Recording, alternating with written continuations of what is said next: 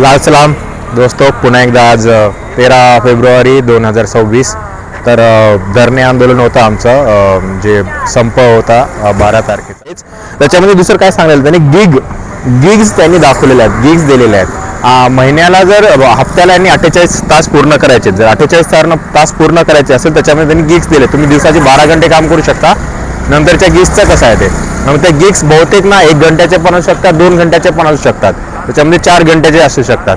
तर याच्यामध्ये त्यांनी एवढं त्यांना त्या एम्प्लॉयर आहे, जो पण एम्प्लॉयर आहे, नोकरी देणारे जे बी कंपनी, ऑर्गनायझेशन, इंडस्ट्री असेल, बिझनेसमॅन असतील, त्याच्यामध्ये त्यांनी तेवढं डिटेल नाही सांगितलं.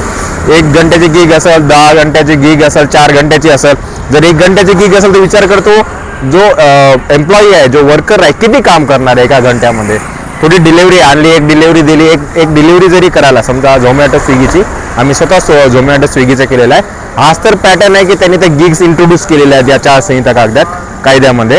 1 घंट्यामध्ये काम किती करणार आहे तुम्ही, कसं काम करशाल 1 घंट्यामध्ये, ते पण याच्यामध्ये क्लॅरिटी नाही आहे. अजून काय सांगू याच्यामध्ये, बाकी तर रिअल जे यांनी आचारसंहिता बनवले, जे जुने कायदे आहेत, कामगार कायदे, तेच कामगार कायदे व्यवस्थितरित्या तुम्ही इम्प्लिकेशन करत नाही. आणि नवीन जे कायदे आणणार आहे ते कसं इम्प्लिकेशन करणार आहे, याच्यात पण बिलकुल तथ्य क्लॅरिटी तर काहीच नाही आहे. मला हे समजत नाही आहे, जेव्हा तुम्ही कॅपिटलायझेशन करता तर त्याला तुम्ही फ्यूल कशानं करणार आहे, त्याच्यामध्ये तुम्ही मॅन पॉवर म्हणजे काय, कसं आहे तुमचं, तुम्ही ना हे ॲसेट थोडी आहे की म्हणजे माणसं कर्मचारी म्हणजे ॲसेट थोडी असतं. हे बिलकुल चुकीचं आहे.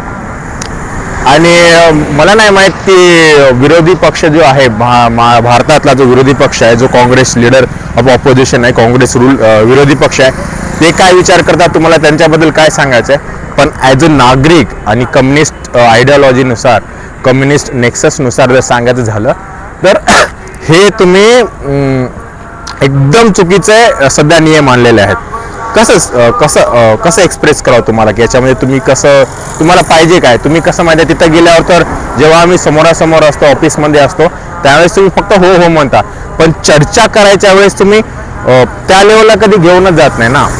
तर ते अजून डोक्याच्या वळून गेलेले आहेत. तुम्ही काय करताय काय नाही. एवढी मोठी अर्थव्यवस्था जगातली, तुम्ही सांगताय की 3rd लार्जेस्ट इकॉनॉमी होणार आहे, तर अशी तुम्ही 3rd लार्जेस्ट इकॉनॉमी करणार आहे. चायना भारतापेक्षा जवळपास 6 ते 7 पटीनं अर्थव्यवस्था त्यांची मोठी आहे.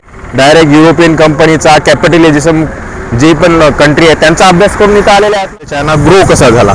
तुम्हाला जर पुढं जायचं असेल, ग्रो करायचं भारताला, हां मानलं तुम्हाला पसंत नसेल, साम्यवाद भारतात आहे, तुम्हाला कम्युनिस्ट पसंत नसतील, तर कमीत कमी त्यांचे ते काम करण्याची पद्धत आपण छोटी मोठी थोडी आहे आमची.